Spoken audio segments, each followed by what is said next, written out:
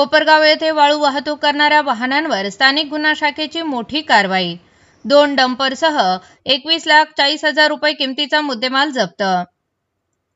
अहिल्यानगर जिल्ह्यामध्ये अवैधरित्या शासकीय गौण खनिजांचे उत्खनन करून वाहतूक करणाऱ्या इसमांविरुद्ध कारवाई करण्याबाबत आदेश दिलेले आहेत। नमूद आदेशाप्रमाणे सपोनी हरीश भोये यांच्या नेतृत्वाखाली स्थानिक गुन्हा शाखेचे पोलीस उपनिरीक्षक दीपक मेढे, पोलीस अंमलदार सुनील पवार, सुनील मालनकर, बाळासाहेब गुंजा यांचे पथक तयार करून सदर पथकास अवैधरित्या शासकीय गौण खनिजांचे उत्खनन करून वाहतूक करणाऱ्या इसमांविरुद्ध कारवाई करण्याबाबत सूचना देऊन पथक रवाना केले।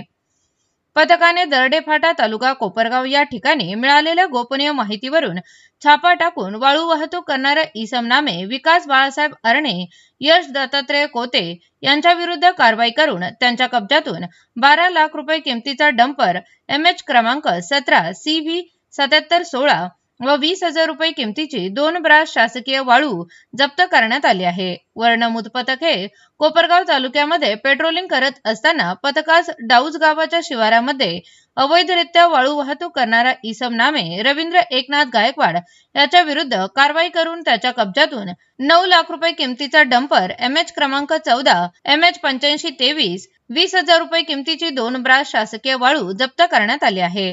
वरील दोन्ही कारवायांमध्ये 21,40,000 रुपये किमतीचा मुद्देमाल जप्त करण्यात आला असून ताब्यातील आरोपी विरुद्ध कोपरगाव तालुका पोलीस स्टेशन येथे गुन्हा दाखल करण्यात आला आहे।